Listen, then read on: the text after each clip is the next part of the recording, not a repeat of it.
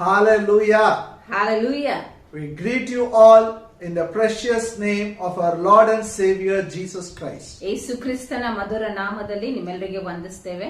Tuesdays I am teaching on the subject living by grace. ಮಂಗಳವಾರ ದಿವಸ ನಾನು ನಿಮಗೆ ಕೃಪೆಯಿಂದ ಜೀವಿಸುವಂತದ್ದು ಕುರಿತಾಗಿ ಕಲಿಸ್ತಾ ಇದ್ದೇನೆ. Please turn your Bible to Ephesians 2nd chapter. We'll read verse 8. ದಯವಿಟ್ಟು ನಿಮ್ಮ ಸತ್ಯವೇದವನ್ನು ಎಫೆಸದವರಿಗೆ ಬರೆದ ಪತ್ರಿಕೆ 2ನೇ ಅಧ್ಯಾಯ 8ನೇ ವಚನ ತಿಳಿಸ್ರಿ. For by grace are you saved through faith, and that not of yourself, it is a gift of God. ನಂಬಿಕೆಯ ಮೂಲಕ ಕೃಪೆಯಿಂದಲೇ ರಕ್ಷಣೆ ಹೊಂದಿದವರಾಗಿದ್ದೀರಿ. ಆ ರಕ್ಷಣೆಯು ನಿಮ್ಮಿಂದುಂಟಾದದ್ದಲ್ಲ, ಅದು ದೇವರ ವರವೇ. Here Paul is teaching how we are saved. ಇಲ್ಲಿ ಪೌಲನು ನಾವು ಹೇಗೆ ರಕ್ಷಣೆ ಹೊಂದಿದ್ದೀವಿ ಎಂಬುದಾಗಿ ಕಲಿಸ್ತಾ ಇದ್ದಾನೆ. By grace we are saved through faith. ನಂಬಿಕೆಯ ಮೂಲಕ ಕೃಪೆಯಿಂದಲೇ ನಾವು ರಕ್ಷಣೆ ಹೊಂದಿದ್ದೇವೆ. Grace means what God has done for us, what God provided for us. ಕೃಪೆ ಅಂತಂದಾಗ ಅದು ಏನು ದೇವರು ನಮಗೆ ಮಾಡಿದ್ದಾನೆ, ದೇವರು ನಮಗೆ ಏನು ಒದಗಿಸಿದ್ದಾನೆ. Grace provided salvation. ಕೃಪೆಯು ನಮಗೆ ರಕ್ಷಣೆ ಒದಗಿಸಿತು. Always the difficult part, God will do it. ಯಾವಾಗ್ಲೂ ಕಷ್ಟಕರವಾದಂತ ವಿಷಯ ದೇವರು ಮಾಡ್ತಾರೆ. He died on the cross. ಯೇಸು ಕ್ರಿಸ್ತನು ಶಿಲ್ಬೆ ಮೇಲೆ ಸತ್ತನು. He shed the blood. ಯೇಸು ಕ್ರಿಸ್ತನು ರಕ್ತ ಸುರಿಸಿದನು. He provided salvation. ಯೇಸು ಕ್ರಿಸ್ತನು ರಕ್ಷಣೆಯನ್ನು ಒದಗಿಸಿದನು. What is my role? ಈಗ ನನ್ನ ಭಾಗ ಏನು? I have to believe. ನಾನ್ ನಂಬಬೇಕು. So whatever grace provides, we have to believe. ಏನೆಲ್ಲ ಕೃಪೆ ನಮಗೆ ಒದಗಿಸಿದೆಯೋ ಅದನ್ನು ನಾವು ನಂಬಬೇಕು. For children of God, we are not going to earn the blessings by our good works. We have to enjoy grace of God. We should find out what is the grace of God provides, and we have to possess by faith. ದೇವ ಮಕ್ಕಳಾಗ್ಬಿಟ್ಟು ನಾವು ನಮ್ಮ ಒಳ್ಳೆ ಕಾರ್ಯ ಧರ್ಮ ಕಾರ್ಯಗಳಿಂದ ನಾವು ಎಲ್ಲವನ್ನು ಪಡೆಯುವಂತದ್ದಲ್ಲ, ಆದರೆ ಕೃಪೆಯಿಂದ ಏನೆಲ್ಲ ನಮಗೆ ಸಿಕ್ಕಿದೆ ಅಂತ ಗೊತ್ತಿಳಿದು ನಂಬಿಕೆ ಮೂಲಕ ಅದನ್ನು ನಾವು ನಮ್ಮದಾಗಿ ಮಾಡಿಕೊಳ್ಬೇಕು. I have covered 2 subjects now. ನಾನು 2 ವಿಷಯಗಳ ಕುರಿತಾಗಿ I talked about victory over sin. ನಾನು ಆಗಲೇ ಪಾಪದ ಮೇಲೆ ಜಯದ ವಿಷಯ ಕಲಿಸಿದ್ದೇನೆ. Hallelujah. Hallelujah. What is grace provides? ಕೃಪೆ ನಮಗೆ ಏನು ಒದಗಿಸಿದೆ? Grace is crucified our old man with Christ on the cross. ಕೃಪೆಯು ನಮಗೆ ನಮ್ಮ ಹಳೆ ಮನುಷ್ಯನನ್ನು ಶಿಲ್ಬೆ ಮೇಲೆ ಹಾಕಿದೆ. Hallelujah. Hallelujah. Our old man is dead. ನಮ್ಮ ಹಳೆ ಮನುಷ್ಯನು ಸತ್ತು ಹೋಗಿದ್ದಾನೆ. Dead for sinful deeds. ಪಾಪದ ಕಾರ್ಯಗಳಿಗೋಸ್ಕರ ಸತ್ತು ಹೋಗಿದ್ದಾನೆ. It is not easy for any man to die for sinful temptations. ಒಬ್ಬ ಮನುಷ್ಯನಿಗೆ ತನ್ನ ಪಾಪದ ಶೋಧನೆಗಳನ್ನು ಜಯಿಸುವುದಕ್ಕಾಗಿ ಅದು ಸಾಧ್ಯ ಇಲ್ಲ. It is not easy for a man. ಮನುಷ್ಯನಿಗೆ ಅದು ಬಹಳ ಸುಲಭವಲ್ಲ. That is why he has done it. ಅದಕ್ಕಾಗಿ ಯೇಸು ಕ್ರಿಸ್ತನು ಅದನ್ನು ಮಾಡಿದನು. Our old man is crucified with him. ನಮ್ಮ ಹಳೆ ಮನುಷ್ಯನು ಯೇಸು ಕ್ರಿಸ್ತನೊಟ್ಟಿಗೆ ಶಿಲುಬೆಗೆ ಹಾಕಲ್ಪಟ್ಟಿದ್ದಾನೆ. That is why we believe. ಅದನ್ನೇ ನಾವು ನಂಬ್ತೇವೆ. Our old man is dead. ನಮ್ಮ ಹಳೆ ಮನುಷ್ಯನು ಸತ್ತು ಹೋಗಿದ್ದಾನೆ. Dead to sin. ಪಾಪಕ್ಕಾಗಿ ಸತ್ತಿದ್ದಾನೆ. So he is free from sin. ಅದಕ್ಕೆ ಆತನು ಪಾಪದಿಂದ ಬಿಡುಗಡೆ ಆಗಿದ್ದಾನೆ. Hallelujah. Hallelujah. Are you with me? ನಮ್ಮೊಟ್ಟಿಗಿದ್ದೀರಾ? When we believe it, we will have victory over temptation. ಯಾವಾಗ ನಾವು ಇದನ್ನು ನಂಬ್ತೇವೆ ನಮಗೆ ಪಾಪದ ಮೇಲೆ ಜಯ ಸಿಗ್ತದೆ. Now I am teaching about giving and grace. ನಾನು ಈಗ ಕೊಡುವಂತದ್ದು ಮತ್ತು ಕೃಪೆ ಕುರಿತಾಗಿ ಕಲಿಸ್ತಾ about ಇದ್ದೇನೆ. prosperity. ಅಭಿವೃದ್ಧಿಯ ಕುರಿತಾಗಿ ಕಲಿಸ್ತಾ ಇದ್ದೇನೆ. Somehow we made we made a condition for the people. Prospering is in your hand. Prosperity is in your hand. ನಾವು ಏನೋ ಜನರಿಗೆ ಈ ತರ ಹೇಳಿದ್ದೇವೇನಂದ್ರೆ, ನೀವು ಅಭಿವೃದ್ಧಿ ಆಗ್ಬೇಕಂದ್ರೆ ಅದು ನಿಮ್ಮ ಕೈಯಲ್ಲಿನೇ ಇದೆ. You have to take initiative. ನೀವು ಅದರಲ್ಲಿ ಕಾರ್ಯ ಮಾಡಬೇಕು. You have to give first. ಮೊದಲು ನೀವು ಕೊಡಬೇಕು. No, that's not the way. ಅದು ಆ ರೀತಿಯಲ್ಲಿ ಇಲ್ಲ. God has already provided for us. ದೇವರು ಆಗಲೇ ನಮ್ಗೆ ಎಲ್ಲವನ್ನು ಒದಗಿಸಿದ್ದಾನೆ. He has provided everything. ಆತನು ಎಲ್ಲವನ್ನು ನಮ್ಗೆ ಕೊಟ್ಟಿದ್ದಾನೆ. What he has provided it, we honor him. ನಮಗೆ ದೇವರು ಏನ್ ಕೊಟ್ಟಿದ್ದಾನೋ ಅದರ ಮೂಲಕ ನಾವು ದೇವರಿಗೆ ಗೌರವ ಸಲ್ಲಿಸ್ತೇವೆ. God took initiative first. ಅಂದ್ರೆ ಅರ್ಥ ದೇವರೇ ಮೊಟ್ಟ ಮೊದಲೇದಾದಂತ ಹೆಜ್ಜೆ ತೆಗೆದುಕೊಂಡನು. Giving is only a principle. ಆದ್ರೆ ಕೊಡುವಂತದ್ದು ಅದು ಒಂದು ನಿಯಮ ಮಾತ್ರ, ಅಥವಾ ತತ್ವ ಮಾತ್ರ ಆಗಿದೆ. So I taught in detail how we should give to God. ಅದಕ್ಕೆ ನಿಮಗೆ ನಾನು ಬಹಳ ಸ್ಪಷ್ಟವಾಗಿ ಕಲಿಸಿದೆ ಏನಂದ್ರೆ ಹೇಗೆ ನಾವು ದೇವರಿಗೆ ಕೊಡಬೇಕು. The first thing is we should give first and best to God. ಮೊಟ್ಟ ಮೊದಲೇದಾಗಿ ನಾವು ನೋಡ್ಕೊಂಡಿದ್ದೇನೆಂದ್ರೆ ನಾವು ಪ್ರಥಮವಾದದ್ದನ್ನು ಮತ್ತು ಉತ್ತಮವಾದದ್ದನ್ನು ದೇವರಿಗೆ ಕೊಡಬೇಕು. That is the way we have to honor him. We should not finish all the expenses at last go to him. No, first we should give for him. ಅದೇ ರೀತಿಯಲ್ಲಿ ನಾನು ಅದಕ್ಕೆ ನಿಮಗೆ ವಿವರಿಸಿದ್ದೇನಂತಂದ್ರೆ ನಾವು ಎಲ್ಲವನ್ನು ಖರ್ಚು ಮಾಡಿ ಆಮೇಲೆ ಕೊನೆಯದಾಗಿರುವಂತದ್ದನ್ನು ದೇವರಿಗೆ ಕೊಡುವಂತದ್ದಲ್ಲ, ಆದರೆ ಮೊಟ್ಟ ಮೊದಲೇದಾಗಿ ಪ್ರಥಮವಾಗಿರುವಂತದ್ದನ್ನು ದೇವರಿಗೆ ಕೊಡಬೇಕು. You should not give your tithe as how you are paying your electricity bill. ಈಗ ದಶಾಂಶ ಕೊಡುವ ಅಂತದ್ದು ನಾವು ಹೇಗೋ ಒಂದು ಕರೆಂಟ್ ಬಿಲ್ ಕಟ್ತಾ ಇದೀವಲ್ಲ ಆ ರೀತಿಯಲ್ಲಿ ಕೊಡುವಂತದ್ದಲ್ಲ. Just like telephone bill, electricity bill, and this is also one more bill. Let me give it like that. We should not give. ಎಲ್ಲಿ ಟೆಲಿಫೋನ್ ಬಿಲ್ ಹೇಗೆ ಕರೆಂಟ್ ಬಿಲ್ ಹೇಗೆ ಕಟ್ತೀವೋ ಹಾಗೇನೆ ದಶಾಂಶ ಕೂಡ ಒಂದು ಬಿಲ್ ಆಗಿದೆ ಅಂತ ಸುಮ್ನೆ ಒಂದು ಮುಗಿಸ್ಕೊಳ್ಬೇಕಲ್ಲ ಅಂತ ಕೊಡುವಂತದ್ದಲ್ಲ. This is the first and best you should give to God. ಅದಕ್ಕೆ ನಾವು ದೇವರಿಗೆ ಉತ್ತಮವಾದಂತದ್ದು ಪ್ರಥಮವಾದಂತದನ್ನು ಕೊಡಬೇಕು. We have to honor the Lord with our substance. ನಮ್ಮ ಆದಾಯದಿಂದ ದೇವರಿಗೆ ಸನ್ಮಾನ ಮಾಡಬೇಕು. When we honor him with our substance, Bible says our barns will be filled with plenty and our vats will overflow.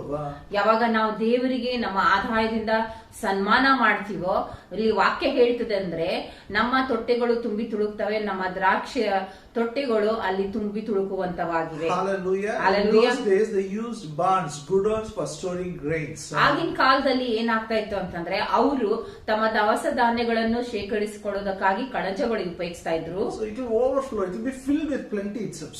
ಅಲ್ಲಿ ವಾಕ್ಯ ಹೇಳ್ತದೆ ಅದು ತುಂಬಿ ತುಳುಕ್ತದೆ ಅಂದ್ರೆ ಹೆಚ್ಚಾಗಿರ್ತದೆ. They wine whatever tank they have, it will overflow. ಅಲ್ಲಿ ಮತ್ತೆ ಹೇಳ್ತಿದ್ದೇನಂತಂದ್ರೆ ಅಲ್ಲಿ ತೊಟ್ಟೆಗಳು ಅಲ್ಲಿ ದ್ರಾಕ್ಷಿ ರಸದಿಂದ ತುಂಬಿ ತುಳುಕ್ತದೆ. But today's context, ಇಲ್ಲಿನ ಇವತ್ತಿನ ಆಧಾರವಾಗಿ ನೋಡ್ಬೇಕಾದ್ರೆ interpret it, ಅದನ್ನು ನಮ್ಮ ಪ್ರಕಾರ ಹೇಳ್ಬೇಕಾದ್ರೆ your bank accounts will be filled with plenty.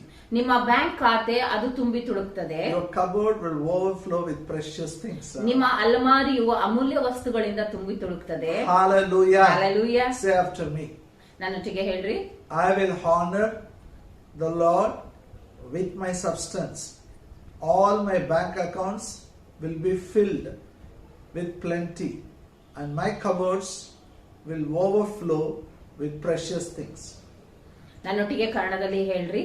ನಾನು ದೇವರಿಗೆ ನನ್ನ ಆದಾಯದಿಂದ ಸನ್ಮಾನ ಮಾಡುವೆನು, ನನ್ನ ಬ್ಯಾಂಕ್ ಖಾತೆ ತುಂಬಿರುವುದು, ನನ್ನ ಅಲಮಾರಿ ಅಮೂಲ್ಯ ವಸ್ತುಗಳಿಂದ ತುಂಬಿ ತುಳುಕುವುದು.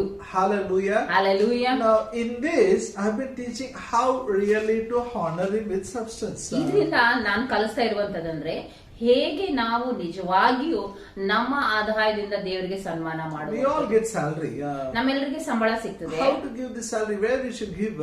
ಈ ಒಂದು ಸಂಬಳವನ್ನು ನಾವು ಹೇಗೆ ಕೊಡಬೇಕು, ಎಲ್ಲಿ ಕೊಡಬೇಕು? We should give to gospel. ನಾವು ಸುವಾರ್ತೆಗಾಗಿ ಕೊಡಬೇಕು. 100-fold blessings are there when you give to gospel. ಯಾವಾಗ ನಾವು ಸುವಾರ್ತೆ ಕೊಡ್ತೀವೋ ಅಲ್ಲಿ 100ರಷ್ಟು ಪ್ರತಿಫಲ ಇದೆ. With our money we should honor our father and mother. ನಮ್ಮ ಹಣದಿಂದ ನಾವು ನಮ್ಮ ತಂದೆ ತಾಯಿಗೆ ಗೌರವ ಮಾಡಬೇಕು. We should honor, we should really take care of them. ಅವ್ರಿಗೆ ನಾವು ಗೌರವ ಮಾಡಿ ಅವರನ್ನು ನಾವು ನೋಡಿಕೊಳ್ಬೇಕು. And when we do it, everything will go well with us. We will have a long life. ಯಾವಾಗ ನಾವು ಹಾಗೆ ಮಾಡ್ತೀವೋ ನಮ್ಗೆ ಎಲ್ಲ ಒಳ್ಳೇದಾಗ್ತದೆ ಮತ್ತೆ ನಮ್ಗೆ ದೀರ್ಘಾಯು ಇರ್ತದೆ. When you take care of your parents, you will prosper, you will have a long life. ಯಾವಾಗ ನಿಮ್ಮ ತಂದೆ ತಾಯಿಗಳಿಗೆ ನೀವು ನೋಡ್ಕೊಳ್ತೀರೋ ನೀವು ಅಲ್ಲಿ ಅಭಿವೃದ್ಧಿ ಹೊಂದ್ತೀರಾ ಮತ್ತು ನಿಮ್ಗೆ ದೀರ್ಘಾಯು ಇರ್ತದೆ. And for spiritual parents you have to give double honor. ಆಮೇಲೆ ಮತ್ತೆ ವಾಕ್ಯ ಹೇಳ್ತದೇನಂದ್ರೆ ನಿಮ್ಮ ಆತ್ಮಿಕ ತಂದೆ ತಾಯಿಗಳಿಗೆ ಅಲ್ಲಿ 2ರಷ್ಟು ಸನ್ಮಾನ ಮಾಡಬೇಕು. If you are honoring your parents, for spiritual parents they deserve double honor from you. ಈಗ ನಿಮ್ಮ ಹುಟ್ಟು ತಂದೆ ತಾಯಿಗಳಿಗೆ ನೀವು ಅಲ್ಲಿ ಸನ್ಮಾನ ಮಾಡ್ತಿರುವಾಗ ನಿಮ್ಮ ಆತ್ಮಿಕ ತಂದೆ ತಾಯಿಗಳಿಗೆ 2ರಷ್ಟು ನೀವು ಗೌರವ ಸಲ್ಲಿಸಬೇಕು. Hallelujah. Hallelujah. And the last one is we can honor God by giving to the poor. ಕೊನೆಯದಾಗಿ ನಾವು ನೋಡಿದ್ವೇನಂದ್ರೆ ನಾವು ಬಡವರಿಗೆ ಕೊಡೋದ್ರ ಮೂಲಕ ದೇವರಿಗೆ ಸನ್ಮಾನ ಮಾಡ್ತೇವೆ. And I shared last week we should do it silently. We should do it in confidential. ನಾನು ಹೋದ್ವಾರ ಕಲಿಸಿದ್ದೇನಂತಂದ್ರೆ ನಾವು ಬಡವರಿಗೆ ಕೊಡುವಾಗ ನಾವು ಅಲ್ಲಿ ಗುಪ್ತವಾಗಿ ಮಾಡಬೇಕು ಮತ್ತು ಅಲ್ಲಿ ಯಾರಿಗೂ ಗೊತ್ತಿರಲಾದ ಹಾಗೆ ನಾವು ಅದನ್ನು ಮಾಡಬೇಕು. Because when you give to the poor, Bible says you are lending to the Lord. ಯಾಕಂದ್ರೆ ಸತ್ಯವೇದ ಹೇಳ್ತದೆ, ಯಾವಾಗ ನಾವು ಬಡವರಿಗೆ ಕೊಡ್ತೀವೋ ನಾವು ದೇವರಿಗೆ ಸಾಲ ಕೊಟ್ಟ ಹಾಗೆ. And the God will give you back. ಆಮೇಲೆ ದೇವರು ಅದನ್ನು ತಿರುಗಿ ನಮಗೆ ವಾಪಸ್ ಕೊಡ್ತಾರೆ. Let us see about how we can give to poor again one more time. ಮತ್ತೆ ನಾವು ಹೇಗೆ ಬಡವರಿಗೆ ಕೊಡಬೇಕು ಅನ್ನುವಂಥದ್ದನ್ನು ನೋಡ್ಕೊಳ್ಳೋಣ. Turn your Bible to what Bible talks about poverty. ಈ ಬಡತನ ಕುರಿತಾಗಿ ಸತ್ಯವೇದ ಏನ್ ಹೇಳ್ತದೆ? Poverty is evil. ನೋಡ್ರಿ, ಬಡತನ ಅದು ದುಷ್ಟತನವಾಗಿದೆ. Poverty destroys the lives of the people. ಅಲ್ಲಿ ಬಡತನವು ಜನರ ಜೀವಿತವನ್ನು ನಾಶ ಮಾಡ್ತದೆ. It brings shame. ಅದು ನಾಚಿಕೆ ತಗೊಂಡ್ ಬರ್ತದೆ. Hallelujah. Hallelujah. It makes people to rob. ಅದು ಜನರಿಗೆ ಕಳ್ಳತನ ಮಾಡುವಂತೆ ಮಾಡ್ತದೆ. So it is not a good virtue. ಅದಕ್ಕೆ ಈ ಬಡತನ ಅನ್ನುವಂಥದ್ದು ಒಳ್ಳೆ ವಿಷಯ ಅಲ್ಲ. Now come with me to Deuteronomy 15th chapter. ನನ್ನೊಟ್ಟಿಗೆ ಧರ್ಮೋಪದೇಶ ಕಾಂಡ 15ನೇ ಅಧ್ಯಾಯಕ್ಕೆ ಬಂದ್ವಿ. We will read verse 3 and 4. ನಾವು 3 ಮತ್ತು 4ನೇ ವಚನ ಓದ್ಕೊಳ್ಳೋಣ. Of a foreigner thou mayest exact it again, but that which is thine with thy brother thine hand shall release.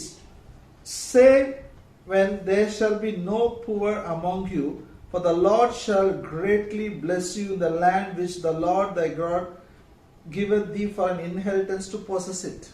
ಧರ್ಮೋಪದೇಶ ಕಾಂಡ 15ನೇ ಅಧ್ಯಾಯ 3 ಮತ್ತು 4ನೇ ವಚನ. ಅನ್ಯ ದೇಶದವರಿಗೆ ಕೊಟ್ಟ ಸಾಲವನ್ನು ಕೇಳಿ ತೆಗೆದುಕೊಳ್ಳಬಹುದೇ ಹೊರತು ಸ್ವದೇಶದವನಿಗೆ ಕೊಟ್ಟದನ್ನು ಕೇಳಕೂಡದು.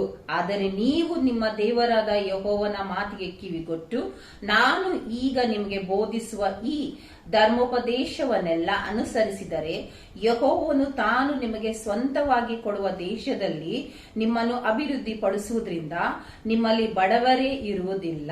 Hallelujah. Hallelujah. This is wonderful scripture. ಇದು ಅದ್ಭುತವಾದಂತ ವಾಕ್ಯ. Here Bible makes distinction between foreigner and Israelite. ಇಲ್ಲಿ ಸತ್ಯವೇದವು ಅಲ್ಲಿ ಅನ್ಯ ದೇಶದ ಜನರು ಮತ್ತು ಸ್ವದೇಶದ ಜನರ ಮಧ್ಯದಲ್ಲಿ ಒಂದು ವಿಂಗಡಣೆ ಮಾಡ್ತದೆ. We can give to foreigners, but you can ask and take it back.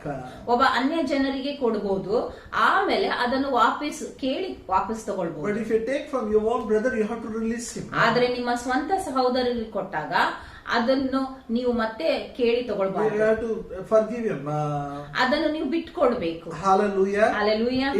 God gave these instructions before they entered the promised land.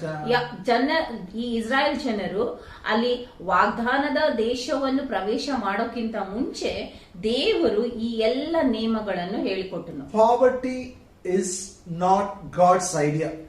ಬಡತನ ಅನ್ನುವಂಥದ್ದು ದೇವರ ಯೋಜನೆ ಆಗಿರಲಿಲ್ಲ. God doesn't want man to live in poverty. ದೇವರು ಒಬ್ಬ ಮನುಷ್ಯನು ಬಡತನದಲ್ಲಿ ಇರಬೇಕಂತ ಬಯಸುವುದಿಲ್ಲ. And God doesn't want his children to live in poverty. ಮತ್ತು ದೇವರು ತನ್ನ ಮಕ್ಕಳು ಬಡತನದಲ್ಲಿ ಇರುವಂತದ್ದು ಇಷ್ಟ ಇಲ್ಲ. So when they entered the land flowing with the honey and milk, he made everybody as a landlord. ಯಾವಾಗ ಈ ಜನರು ಅವರು ವಾಗ್ದಾನದ ಪ್ರದೇಶಕ್ಕೆ ಅದು ವಾಗ್ದಾನ ದೇಶದಲ್ಲಿ ಪ್ರವೇಶ ಮಾಡಿದಾಗ ಎಲ್ಲರೂ ಅಲ್ಲಿ ಭೂಮಿಯ ಮಾಲೀಕರಾಗುವಂತೆ ಮಾಡಿದನು. And there will be no one poor among you. ಆಮೇಲೆ ನಿಮ್ಮಲ್ಲಿ ಯಾರು ಬಡವರು ಇರೋದಿಲ್ಲ. This is God's will for the church. ಇದು ಸಭೆಗೆ ಇರುವಂತ ದೇವರ ಚಿತ್ತವಾಗಿದೆ. No one should be poor among us. ಯಾರು ನಮ್ಮಲ್ಲಿ ಬಡವರಾಗಿರಬಾರದು. Hallelujah. Hallelujah. We have to give them, whatever is possible, we have to give from our hand. ಅವರಿಗೆ ಏನೆಲ್ಲ ನಮ್ಮ ಕೈಯಿಂದ ಸಾಧ್ಯ ಆಗಿದೆಯೋ ನಾವು ನಮ್ಮ ಕೈಯಿಂದ ಕೊಡ್ಬೇಕು. And if we give, God blesses us. ಯಾವಾಗ ನಾವು ಕೊಡ್ತೀವೋ ದೇವರು ನಮಗೆ ಆಶೀರ್ವಾದ ಮಾಡ್ತಾನೆ. Come with me to verse 10. ನನ್ನೊಟ್ಟಿಗೆ 10ನೇ ವಚನಕ್ಕೆ ಬನ್ರಿ. Thou shalt surely give him, and thine heart shall not be grieved when thou givest unto him, because that for this thing the Lord thy God shall bless thee in all thy works and in all that thou puttest thine hand unto. ಧರ್ಮೋಪದೇಶ ಕಾಂಡ 15ನೇ ಅಧ್ಯಾಯ 10ನೇ ವಚನ. ನೀವು ಕೊಡುವಾಗ ಬೇಸರಗೊಳ್ಳದೆ ಉದಾರವಾದ ಮನಸ್ಸಿನಿಂದಲೇ ಕೊಡಬೇಕು. ಇದರಿಂದ ನಿಮ್ಮ ದೇವರಾದ ಯೆಹೋವನು ನಿಮ್ಮ ಎಲ್ಲ ಕೆಲಸಗಳಲ್ಲಿಯೂ ಪ್ರಯತ್ನಗಳಲ್ಲಿಯೂ ನಿಮ್ಮನ್ನು ಅಭಿವೃದ್ಧಿ ಪಡಿಸುವನು. Hallelujah. Hallelujah. I know you all give to poor. I don't deny it. ನನ್ ಗೊತ್ತು ನೀವೆಲ್ಲರೂ ಬಡವರಿಗೆ ಕೊಡ್ತೀರಾ, ಅದನ್ನ ನಾನು ಇಲ್ಲ ಅನ್ನಲ್ಲ. When you give, you should not feel bad. ಆದ್ರೆ ಯಾವಾಗ ನೀವು ಕೊಡ್ತೀರೋ ನೀವು ಅಲ್ಲಿ ಬೇಜಾರಗೊಳ್ಳಬಾರ್ದು. It is with pain you should not give.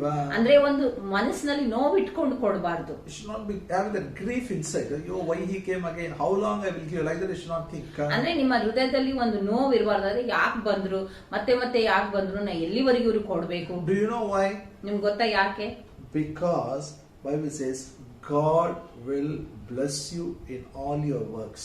ಯಾಕಂದ್ರೆ ಇಲ್ಲಿ ದೇವರ ವಾಕ್ಯ ಹೇಳ್ತದೆ, ದೇವರಾದ ಯೆಹೋವನು ನಿಮ್ಮ ಎಲ್ಲ ಕೆಲಸಗಳಲ್ಲಿ ಪ್ರಯತ್ನಗಳಲ್ಲಿಯೂ ನಿಮ್ಮನ್ನು ಅಭಿವೃದ್ಧಿ ಪಡಿಸುವನು. All your works God will bless you. ನಿಮ್ಮ ಎಲ್ಲ ಕೆಲಸಗಳಲ್ಲಿ ದೇವರು ನಿಮಗೆ ಆಶೀರ್ವಾದ ಮಾಡ್ತಾನೆ. Because you gave to him happily. ಯಾಕಂದ್ರೆ ನೀವು ಅವರಿಗೆ ಸಂತೋಷವಾಗಿ ಕೊಟ್ಟ ಕಾರಣ. All that work which you put your hand, it will be blessed.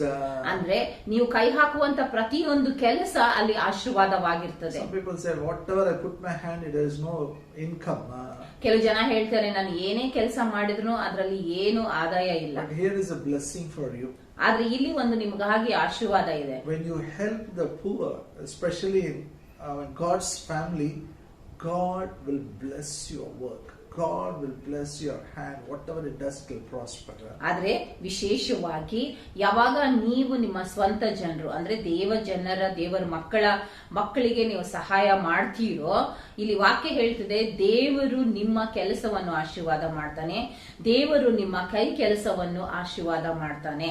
Then in verse 11, very interesting. ಆಮೇಲೆ 11ನೇ ವಚನದಲ್ಲಿ, For the poor shall never cease out of the land. Therefore I command thee, saying, Thou shalt open thine hand wide unto thy brother, to thy poor, unto the needy in thy land. ಅದೇ ಧರ್ಮೋಪದೇಶ ಕಾಂಡ 15ನೇ ಅಧ್ಯಾಯ 11ನೇ ವಚನ. ದೇಶದಲ್ಲಿ ಯಾವಾಗಲೂ ಬಡವರು ಇರುವವರಷ್ಟೇ, ಆದದ್ರಿಂದ ನೀವು ಸ್ವದೇಶದವರಾದ ಬಡವರಿಗೂ ಗತಿ ಇಲ್ಲದವರಿಗೂ ಕೈ ನೀಡಿ ಸಹಾಯ ಮಾಡಬೇಕೆಂದು ಆಜ್ಞಾಪಿಸಿದ್ದೇನೆ. Hallelujah. Hallelujah. God is good. ದೇವರು ಒಳ್ಳೆ ಆತನು. He is a good father. ಆತನು ಒಳ್ಳೆ ತಂದೆ ಆಗಿದ್ದಾನೆ. In his heart no one should be poor. ಆತನ ಹೃದಯದಲ್ಲಿ ಏನಿದೆ ಅಂತಂದ್ರೆ ಯಾರು ಬಡವರಾಗಿಲ್ಲ. That is his will. ಯಾಕಂದ್ರೆ ಅದೇ ದೇವರ ಚಿತ್ತವಾಗಿದೆ. He made them landlords. ಅವರಿಗೆ ದೇವರು ಯಜಮಾನರಾಗಿ ಮಾಡಿದರು. But because of their disobedience, they lost their property. They become poor. ಆದ್ರೆ ಅವರ ಅವಿಧೇಯತೆ ಕಾರಣ ಅವರು ತಮ್ಮ ಎಲ್ಲ ಸಂಪತ್ತು ಆಸ್ತಿಯನ್ನು ಕಳ್ಕೊಂಡ್ರು, ಅವರು ಬಡವರಾದರು. So God first itself said, there will be always poor among you. ಅದಕ್ಕೆ ದೇವರು ಮೊದಲೇದಾಗಿಯೇ ಹೇಳ್ಬಿಟ್ಟಿದ್ದ ಏನಂದ್ರೆ, ಯಾವಾಗ್ಲೂ ನಿಮ್ಮ ಮಧ್ಯದಲ್ಲಿ ಬಡವರು ಇರ್ತಾರೆ. And God gave them a law how they should function. ದೇವರು ಅವರಿಗೆ ಒಂದು ನಿಯಮ ಕೊಟ್ಟನೇನಂದ್ರೆ ಆ ಸಮಯದಲ್ಲಿ ಅವರು ಹೇಗೆ ಕಾರ್ಯ ಮಾಡಬೇಕು. Some people can be released after 7 years. ಕೆಲವು ಜನರು 7 ವರ್ಷ ಆದ್ಮೇಲೆ ಅವರಿಗೆ ಬಿಡುಗಡೆ ಮಾಡಬಹುದು. Even if some people have sold their land, they sold them children as slaves. ಅಲ್ಲಿ ಕೆಲವು ಜನರು ತಮ್ಮ ಒಂದು ಭೂಮಿಯನ್ನು ಮಾರ್ಬಿಟ್ಟಿದ್ದಾರೆ ಮತ್ತು ತಮ್ಮನ್ನು ತಮ್ಮ ಮಕ್ಕಳನ್ನು ಕೂಡ ಅಲ್ಲಿ ಆಳುಗಳಾಗಿ ಮಾರ್ಬಿಟ್ಟಿದ್ದಾರೆ. On 50th year, ಆದ್ರೆ 50ನೇ ವರ್ಷದಲ್ಲಿ the trumpet will be blown. ಅಲ್ಲಿ ತುತ್ತೂರಿ ಊದಲ್ಪಡ್ತದೆ. Everyone will be free again. ಆಮೇಲೆ ಆಗ ಎಲ್ಲರೂ ಅಲ್ಲಿ ಬಿಡುಗಡೆ ಆಗಿ ಸ್ವಾತಂತ್ರ್ಯ, everyone will go back. ಎಲ್ಲರೂ ವಾಪಸ್ ಹೋಗ್ಬಿಡ್ತಾರೆ. So in Israel no one can lose their land. That is the law which God has made. ಅಂದ್ರೆ ಇಸ್ರಾಯೇಲರಲ್ಲಿ ಯಾರು ಕೂಡ ತಮಗೆ ಇರುವಂತ ಭೂಮಿಯನ್ನು ಅವರು ಕೈ ಕೊಡೋದಿಲ್ಲ, ಯಾಕಂದ್ರೆ ಅದು ಅಲ್ಲಿರುವಂತ ನಿಯಮ ಆಗಿತ್ತು. No one will lose their house. ಯಾರು ಕೂಡ ಅವರ ಮನೆಯನ್ನು ಕಳ್ಕೊಳ್ಳಲ್ಲ. Even though they sold it, even though they were disobedient, they did it once in 50 years it will come back. ಅವರು ಅವಿಧೇಯರಾಗಿ ಅಲ್ಲಿ ಮಾರಿದ್ರು ಕೂಡ 50 ವರ್ಷ ಆದ್ಮೇಲೆ ಅದು ಪುನಃ ಅವರಿಗೆ ವಾಪಸ್ ಬರ್ತಿದೆ. Even if they die, their children will get it back. ಅವ್ರು ಸತ್ತು ಹೋದ್ರು ಕೂಡ ಅವರ ಮಕ್ಕಳಿಗೆ ಅದು ವಾಪಸ್ ಬರ್ತಾ ಇತ್ತು. Hallelujah. Hallelujah. That is why that is called year of jubilee. ಅದಕ್ಕೆ ಆ ವರ್ಷಕ್ಕೆ ಜುಬಿಲಿ ವರ್ಷ ಅಂತ ಕರೀತಾರೆ. Now let us read New Testament. ಈಗ ನಾವು ಹೊಸ ಒಡಂಬಡಿಕೆ ಓದ್ಕೊಳ್ಳೋಣ. Jesus came to ministry. ಈಗ ಯೇಸು ಕ್ರಿಸ್ತನು ಸೇವೆಗೆ ಬಂದನು. So turn your Bible to Luke 4th chapter verse 18 and 19. ನಿಮ್ಮ ಸತ್ಯವೇದವನ್ನು ಲೂಕನು ಬರೆದ ಸುವಾರ್ತೆ 4th chapter 4ನೇ ಅಧ್ಯಾಯ verse 18 and 19. 18 ಮತ್ತು 19ನೇ ವಚನ. Jesus came to the synagogue, he took the Bible, he started reading. ಯೇಸು ಕ್ರಿಸ್ತನು ಅಲ್ಲಿ ಸಭಾ ಮಂದಿರಕ್ಕೆ ಬಂದನು ಮತ್ತು ಸತ್ಯವೇದ ತೆಗೆದುಕೊಂಡು ಓದ್ಲಿಕ್ಕೆ ಪ್ರಾರಂಭ ಮಾಡಿದನು. It says, the Spirit of the Lord is upon me because he has anointed me to preach gospel to the poor. He has sent me to heal the brokenhearted, to preach deliverance to the captives and recovering of sight to the blind, to set at liberty them that are bruised, to preach the acceptable year of the Lord. ಲೂಕನು ಬರೆದ ಸುವಾರ್ತೆ 4ನೇ ಅಧ್ಯಾಯ 18 ಮತ್ತು 19ನೇ ವಚನ. ಕರ್ತನ ಆತ್ಮವು ನನ್ನ ಮೇಲೆ ಅದೇ, ಆತನು ನನ್ನನ್ನು ಬಡವರಿಗೆ ಶುಭ ವರ್ತಮಾನವನ್ನು ಸಾರುವುದಕ್ಕೆ ಅಭಿಷೇಕಿಸಿದನು, ಸೆರೆಯವರಿಗೆ ಬಿಡುಗಡೆ ಆಗುವುದನ್ನು ಮತ್ತು ಕುರುಡರಿಗೆ ಕಣ್ಣು ಬರುವುದನ್ನು ಪ್ರಸಿದ್ಧಿಪಡಿಸುವುದಕ್ಕೂ, ಮನ ಮುರಿದವರನ್ನು ಬಿಡಿಸಿ ಕಳುಹಿಸುವುದಕ್ಕೂ, ಕರ್ತನು ನೇಮಿಸಿದ ಶುಭ ವರ್ಷವನ್ನು ಪ್ರಚಾರಪಡಿಸುವುದಕ್ಕೂ ಆತನು ನನ್ನನ್ನು ಕಳಿಸಿದ್ದಾನೆ ಎಂಬುದು. Hallelujah. Hallelujah. Jesus is introducing about himself, what for he has come, what ministry he is going to do. ಯೇಸು ಕ್ರಿಸ್ತನು ತನ್ನ ಪರಿಚಯ ಇಲ್ಲಿ ಕೊಟ್ಟು ಹೇಳ್ತಾ ಇದ್ದಾನೆ, ಆತನು ಯಾವ ಕಾರಣಕ್ಕಾಗಿ ಬಂದಿದ್ದಾನೆ ಮತ್ತು ಆತನ ಸೇವೆ ಏನಾಗಿದೆ. The Spirit of the Lord is upon me. ಕರ್ತನ ಆತ್ಮನು ನನ್ನ ಮೇಲೆ ಇದೆ. He has anointed me to preach gospel to the poor. ಆತನು ನನ್ನನ್ನು ಬಡವರಿಗೆ ಶುಭ ವರ್ತಮಾನ ಸಾರುವುದಕ್ಕಾಗಿ ಅಭಿಷೇಕ ಮಾಡಿದ್ದಾನೆ. Then he says few things here.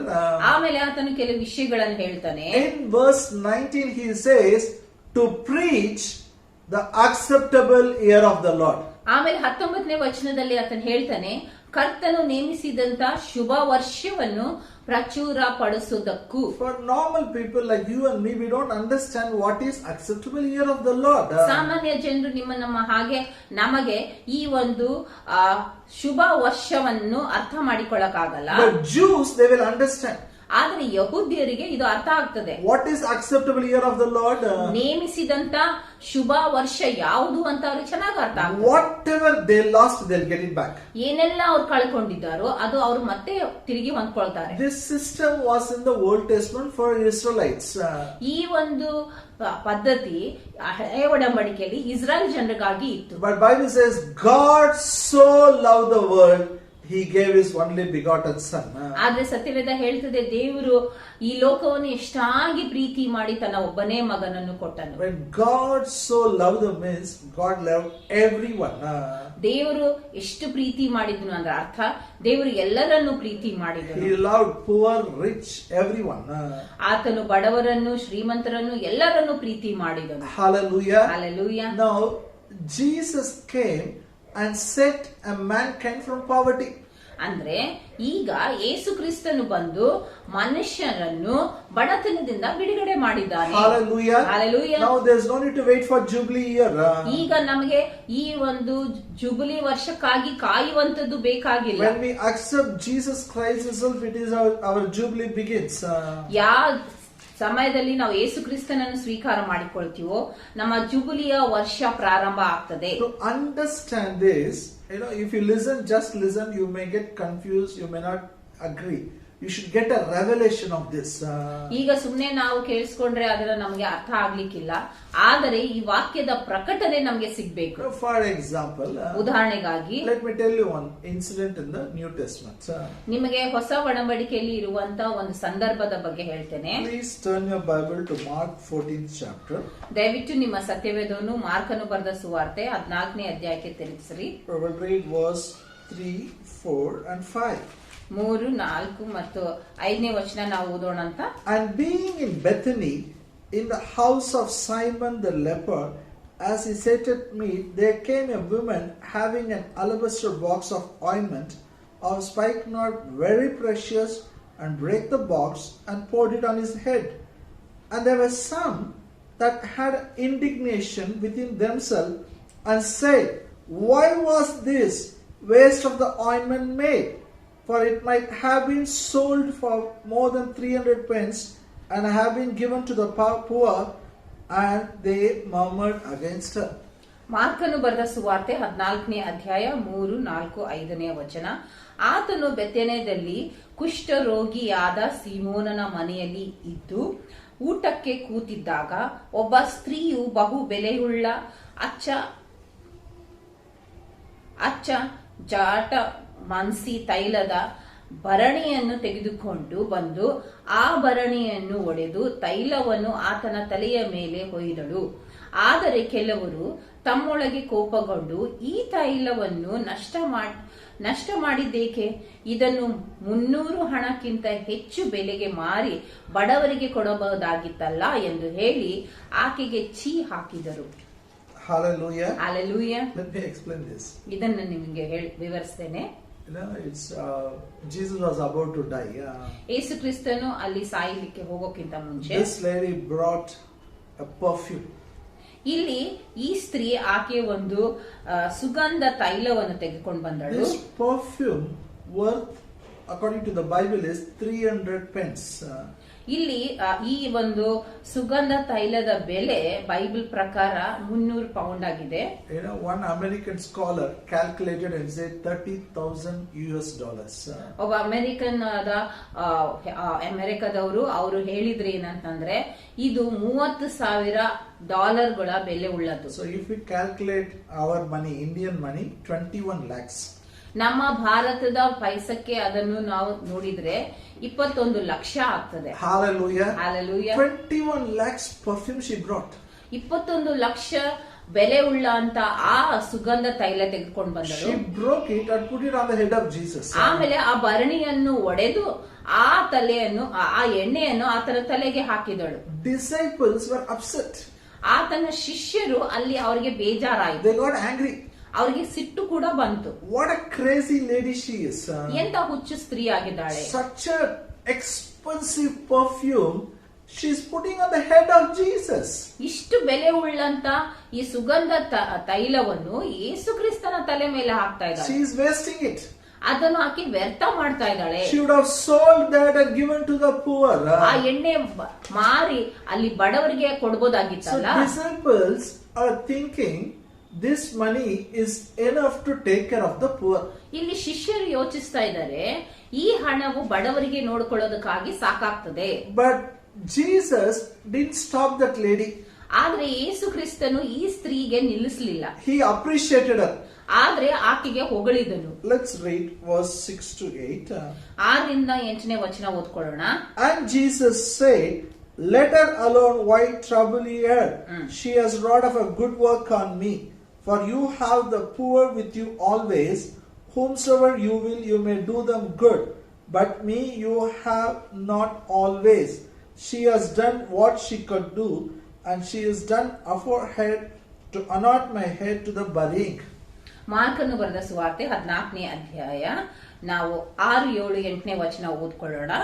ಆದರೆ ಯೇಸು ಆಕೆಯನ್ನು ಬಿಡಿಸಿ, ಈಕೆಗೆ ಯಾಕೆ ತೊಂದರೆ ಕೊಡುತ್ತೀರಿ?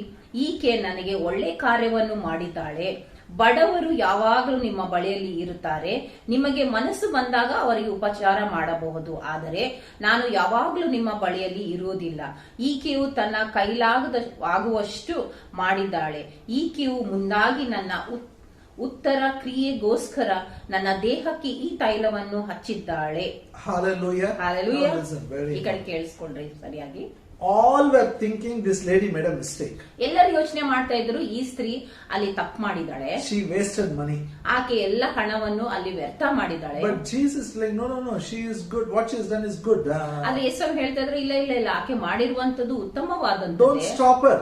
ಆಕೆ ನಿಲ್ಲಿಸಬೇಡ್ರಿ. Poor people will be always with you. You can give whenever you want. ಬಡ ಜನರು ಯಾವಾಗ್ಲೂ ನಿಮ್ಮ ಜೊತೆಯಲ್ಲೇ ಇರ್ತಾರೆ. ಅವ್ರಿಗೆ ಯಾವಾಗ ಬೇಕು ಅವಾಗ ನೀವು ಕೊಡಬಹುದು. This lady got a revelation what none of the disciples got. ಆದ್ರೆ ಈ ಸ್ತ್ರೀ ಯಾವ ಶಿಷ್ಯರಿಗೂ ಸಿಗದಂತ ಪ್ರಕಟಣೆ ಈಕೆಗೆ ಸಿಕ್ತು. She knew Jesus is going to die on the cross. ಆಕೆಗೆ ಗೊತ್ತಿತ್ತು ಯೇಸು ಕ್ರಿಸ್ತನು ಶಿಲ್ಬೆ ಮೇಲೆ ಸಾಯಲಿಕ್ಕೆ ಹೋಗ್ತಾನೆ. And when he goes to die on the cross, she had a revelation beforehand that the crown of thorns they are going to put in his head.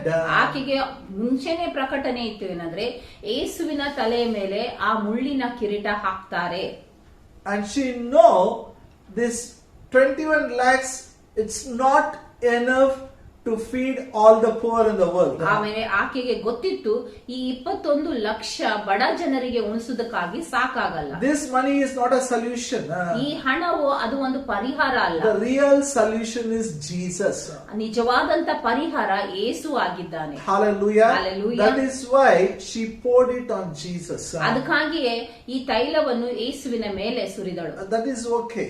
ಅದು ಪರವಾಗಿಲ್ಲ. Now verse 9. ಈಗ ನಾವು 9ನೇ ವಚನ ಓದ್ಕೊಳ್ಳೋಣ. Verily I say unto you, wheresoever this gospel shall be preached throughout the whole world, this also that she has done shall be spoken of for a memorial of her. ಸುವಾರ್ತೆಯು ಸರ್ವಲೋಕದಲ್ಲಿ ಎಲ್ಲೆಲ್ಲಿ ಸಾರಲಾಗುವುದೋ ಅಲ್ಲಲ್ಲಿ ಈಕೆ ಮಾಡಿದನ್ನು ಸಹ ಈಕೆಯ ನೆನಪಿಗಾಗಿ ಹೇಳುವರೆಂದು ನಿಮಗೆ ಸತ್ಯವಾಗಿ ಹೇಳುತ್ತೇನೆ ಅಂದನು. Hallelujah. Hallelujah. This is too much. ಇದು ಬಹಳ. It says wherever the gospel is preached, you have to tell what this lady has done. A memorial of her. ಎಲ್ಲೆಲ್ಲಿ ಸುವಾರ್ತೆ ಸಾರಲ್ಪಡ್ತದೋ ಈಕೆ ಮಾಡಿದ್ದನ್ನು ನಾವು ಹೇಳಬೇಕು, ಈಕೆಯ ನೆನಪಿನ ಸಲುವಾಗಿ. Why we have to tell this story? ಈ ಕತೆ ಯಾಕೆ ನಾವು ಹೇಳಬೇಕು? We have to tell the people. ನಾವು ಜನರಿಗೆ ಹೇಳುವಂತದ್ದು. We have to help poor people. I'm not denying it. ನಾವು ಬಡವರಿಗೆ ಸಹಾಯ ಮಾಡಬೇಕು, ಅದನ್ನು ನಾನು ತಿರಸ್ಕಾರ ಮಾಡಲ್ಲ. All your life, if you help poor people, still poor people be existing. ನಿಮ್ಮ ಜೀವಂತ ಬಡ ಜನರಿಗೆ ನೀವು ಸಹಾಯ ಮಾಡಿದ್ರು ಇನ್ನೂ ಬಡ ಜನರು ಇರ್ತಾರೆ. What revelation this lady got, you should have, and you should pass on this revelation to the whole world. ಯಾವ ಪ್ರಕಟಣೆ ಈ ಸ್ತ್ರೀ ಹೊಂದಿಕೊಂಡ್ಳೋ ಆ ಪ್ರಕಟಣೆ ನೀವು ಅದನ್ನು ಹೊಂದಿಕೊಂಡು ಮುಂದಿನ ಜನಾಂಗಕ್ಕೆ ಅದನ್ನು ಸಾರಬೇಕು. Money, what we have, is not the solution for the poverty, to remove the poverty in this world. ನಮ್ಮಲ್ಲಿ ಇರುವಂತ ಹಣ ಈ ಲೋಕದಲ್ಲಿ ಇರುವಂತ ಬಡತನವನ್ನು ತೆಗೆದು ಹಾಕುವುದಕ್ಕಾಗಿ ಪರಿಹಾರ ಅಲ್ಲ. The real solution to remove the poverty is Jesus Christ. ಬಡತನವನ್ನು ತೆಗೆದು ಹಾಕುವುದಕ್ಕಾಗಿ ನಿಜವಾದಂತ ಪರಿಹಾರ ಅದು ಯೇಸು ಆಗಿದ್ದಾನೆ. As they blow the trumpet on the jubilee year, we have to preach the gospel. ಹೇಗೆ ಅವರು ಜುಬ್ಲಿ ವರ್ಷದಂದು ತುತ್ತೂರಿ ಊದಿದರು ಹಾಗೆ ನಾವು ಸುವಾರ್ತೆಯನ್ನು ಸಾರಬೇಕು. What is the good news? ಒಳ್ಳೆ ಸುದ್ದಿ ಏನು? ಸುವಾರ್ತೆ ಯಾವುದಾಗಿದೆ? 2 Corinthians 8:9 is a good news. 2 ಕೊರಿಂಥಿಯ 8ನೇ ಅಧ್ಯಾಯ 9ನೇ ವಚನ ಸುವಾರ್ತೆ ಆಗಿದೆ. Paul got a revelation. ಎಲ್ಲಿ ಪೌಲನಿಗೆ ಒಂದು ಪ್ರಕಟಣೆ ಸಿಕ್ಕಿತು. He says, we know the grace of our Lord Jesus Christ. ಆತನು ಹೇಳ್ತಾನೆ, ನನಗೆ ಯೇಸು ಕ್ರಿಸ್ತನ ಕೃಪೆ ಗೊತ್ತಾಗಿದೆ. Even though he was rich, ಆತನು ಶ್ರೀಮಂತನಾಗಿದ್ರೂ ಸಹ, yet for your sake he became poor. ಆದರೆ ನಿಮಗಾಗಿ ಆತನು ಬಡವನಾದನು. That you through the poverty, his poverty might be rich. ಆದ ಕಾರಣ ನೀವು ಆತನ ಒಂದು ಬಡತನದ ನಿಮಿತ್ತವಾಗಿ ಶ್ರೀಮಂತರಾಗುವಂತೆ. Hallelujah. Hallelujah. She knew the 21 lakhs. She knows it, she didn't waste it. ಆ ಸ್ತ್ರೀಗೆ ಚೆನ್ನಾಗಿ ಗೊತ್ತಿತ್ತು ಏನಂದ್ರೆ ಆ 21 ಲಕ್ಷವನ್ನು ಆಕೆ ವ್ಯರ್ಥ ಮಾಡಿಲ್ಲ. She poured it on the person who is going to remove the poverty of the whole world. ಆಕೆ ಆ ಒಂದು ಸುಗಂಧ ತೈಲವನ್ನು ಆ ವ್ಯಕ್ತಿಯ ಮೇಲೆ ಹಾಕ್ತಾಳೆ ಯಾರು ಈ ಬಡತನವನ್ನು ತೆಗೆದು ಹಾಕ್ತಾನೆ. Hallelujah. Hallelujah. What is a real permanent solution for poverty? ನಿಮ್ಗೆ ಗೊತ್ತಾ ಬಡತನಕ್ಕಾಗಿ ಇರುವಂತ ನಿಜವಾದಂತ ಪರಿಹಾರ ಯಾವುದು? Gospel. ಅದು ಸುವಾರ್ತೆ ಆಗಿದೆ. Jesus has become poor to make you rich. ಯೇಸು ಕ್ರಿಸ್ತನು ನಮ್ಮನ್ನು ಶ್ರೀಮಂತರಾಗಿ ಮಾಡೋದಕ್ಕಾಗಿ ಅಲ್ಲಿ ಬಡವನಾದ. I have taken it as a challenge. ಅದಕ್ಕಾಗಿ ನಾನು ಇದನ್ನು ಸವಾಲಾಗಿ I ತೆಗೆದುಕೊಂಡಿದ್ದೆ. have preached to the poorest people. I have seen how God saved them, how God blessed them, how God prospered them. ನಾನು ಒಬ್ಬ ಬಡ ವ್ಯಕ್ತಿಗೆ ನಾನು ಸುವಾರ್ತೆ ಸಾರಿದ್ದೇನೆ. ನಾನೇ ಕಣ್ಣಾರೆ ನೋಡಿದ್ದೇನೆ ಅಂದ್ರೆ ಹೇಗೆ ದೇವರು ಅವರನ್ನು ಆಶೀರ್ವದಿಸಿ ಅವರನ್ನು ಶ್ರೀಮಂತರಾಗಿ Not ಮಾಡಿದ್ದಾನೆ. one, many people. ಒಬ್ಬರಂತಲ್ಲ, ನಾನು ಎಷ್ಟೋ ಜನರನ್ನು This is a ನೋಡಿದ್ದೇನೆ. good news, my friend. ಇದೇ ಒಂದು ಸುವಾರ್ತೆ ಆಗಿದೆ ನನ್ನ Hallelujah. ಸ್ನೇಹಿತರೆ. And this is a permanent solution for helping the poor.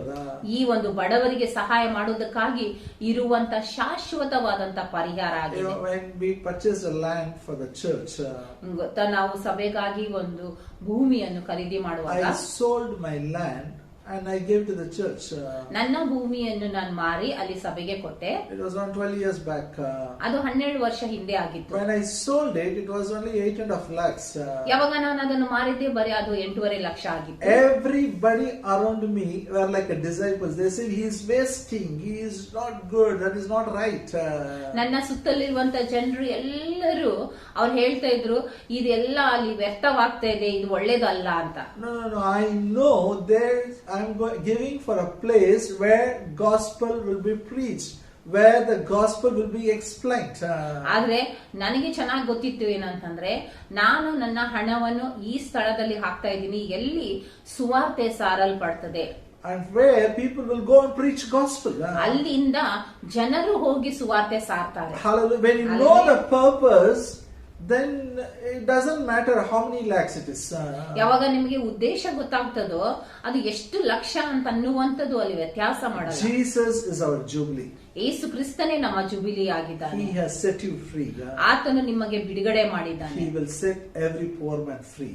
ಹಾಗೇನೆ ಪ್ರತಿಯೊಬ್ಬ ಬಡ ವ್ಯಕ್ತಿಗೆ ಆತನು ಸ್ವಾತಂತ್ರ್ಯ ಮಾಡ್ತಾನೆ. Hallelujah. Hallelujah. So it's so important to preach the good news. ಅದಕ್ಕಾಗಿ ಸುವಾರ್ತೆ ಸಾರುವಂತದ್ದು ಬಹಳ ಮುಖ್ಯ. We'll continue next week. ನಾವು ಮುಂದಿನ ವಾರ ಮುಂದುವರಿಸೋಣ. Shall we pray? ನಾವು ಪ್ರಾರ್ಥನೆ ಮಾಡೋಣವಾ? Abba Father, in Jesus' name we pray for all these precious people. ಅಪ್ಪ ತಂದೆಯೇ, ಈ ಎಲ್ಲಾ ಅಮೂಲ್ಯ ಜನರಿಗಾಗಿ ನಾನು ಪ್ರಾರ್ಥನೆ ಮಾಡ್ತೇನೆ. Open the eyes of understanding. ಇವರ ತಿಳುವಳಿಕೆ ಕಣ್ಣುಗಳನ್ನು ತೆಗೆ. Lord, I pray you put a burden in the heart. ತಂದೆ, ನಾನು ಪ್ರಾರ್ಥನೆ ಮಾಡ್ತೇನೆ ಇವರ ಹೃದಯದಲ್ಲಿ ನೀನು ಒಂದು ಭಾರ ಹಾಕ್ತೀಯ. They'll meet the poor people, they'll preach the gospel. ಅವರು ಬಡ ಜನರಿಗೆ ಭೇಟಿಯಾಗಿ ಅವರಿಗೆ ಸುವಾರ್ತೆ ಸಾರ್ತಾರೆ. Thousands and thousands of poor people through them will become rich. ಇವರ ಮೂಲಕವಾಗಿ ಸಾವಿರಾರು ಬಡ ಜನರು ಶ್ರೀಮಂತರಾಗ್ತಾರೆ. And when they are in need, they will sow it, whatever is possible from their hand. ಯಾವಾಗ ಅಗತ್ಯ ಇದೆಯೋ ಅವರು ತಮ್ಮ ಕೈಲಾದಷ್ಟನ್ನು ಅವರು ಬಿತ್ತುತ್ತಾರೆ. I declare, ಮತ್ತೆ ನಾನು ಘೋಷಿಸ್ತೇನೆ, whatever work they do, it will be blessed. ಏನೆಲ್ಲ ಅವ್ರು ಕೆಲಸ ಮಾಡ್ತಾರೋ ಅದು ಆಶೀರ್ವಾದ ಹೊಂದಿರುತ್ತದೆ. Whatever their hand does, it will prosper. ಅವ್ರು ಏನೆಲ್ಲ ಕೈ ಕೆಲಸ ಮಾಡ್ತಾರೋ ಅದು ಅಭಿವೃದ್ಧಿ ಹೊಂದುತ್ತದೆ. Thank you for making us rich. ನಮ್ಮನ್ನು ಶ್ರೀಮಂತರಾಗಿ ಮಾಡಿದಕ್ಕಾಗಿ ನಿಮಗೆ ವಂದನೆ. In Jesus' name we thank you. ಯೇಸುವಿನ ಹೆಸರಲ್ಲಿ ವಂದಿಸ್ತೇವೆ. Amen. Amen. Amen. Amen. May the grace of our Lord Jesus Christ, love of the Father, and the sweet fellowship of the Holy Spirit be with us now and forever. Amen. Amen.